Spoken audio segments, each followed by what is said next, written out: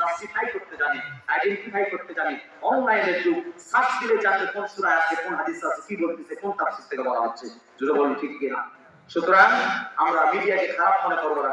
এই মিডিয়ায় দুইটা পথ আছে, একটা হলো খারাপ রাস্তায় আর একটা হলো ভালো রাস্তায়। এটা যদি ভালো রাস্তায় ব্যবহার করি তো আল্লাহ সওয়াবের ব্যবস্থা করবেন। জোরে বলুন ঠিক কিনা?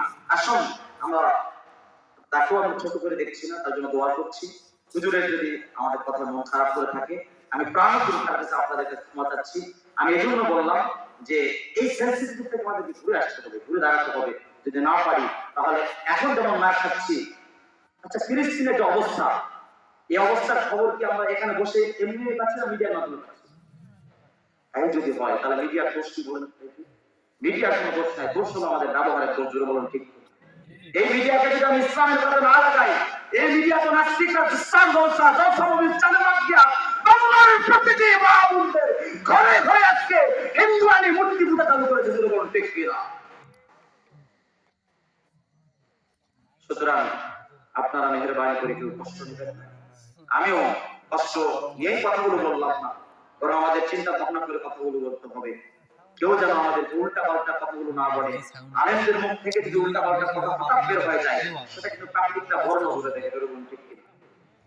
এই জন্য আমি আশা করছি যে আল্লাহ পাক রব্বুল আলামিন যেন আমাদের সকলকে কোরআনের সেই সমস্থান করেন। আল্লাহ পাক যেন আমাদেরকে কবুল করেন। আমি অনেক দূরের মানুষ নয়, যদি আমি ঢাকাতে দীর্ঘদিন ঢাকা, বরিশাল, চট্টগ্রামে পড়াশোনা করেছি। ঢাকাতে একটা মসজিদে জুমা পড়াই, ফরিদপুর ঢাকাতে একটা মাদ্রাসার পরিচালক, জয়পুরহাটে আমার বেশিরভাগ টাইম থাকা পড়ে। আমি বাংলাদেশের বিভিন্ন জায়গায় ওয়াজ নসিহত আল্লাহ করায় আমাকে, বেশিরভাগ জায়গায় প্রধান মেহমান হিসেবে আলোচনা করি। এই এলাকার যারা নেতারা আছে তারা আমাকে সবাই চিনে। শহীদুল আলম চৌধুরী মেয়র আমার বড় ভাইয়ের খুবই ক্লোজ ফ্রেন্ড। সুতরাং আমি একতার দিকটা আমাদের সম্পর্ক।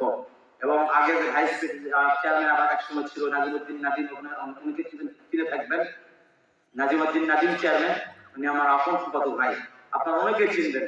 তো যাই হোক, আমি ওইদিকে আর গেলাম।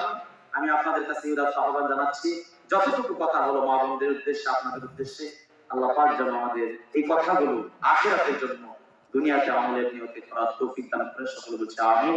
ওয়াসি রাওয়ানা আলহামদুলিল্লাহি রাব্বিল আলামিন।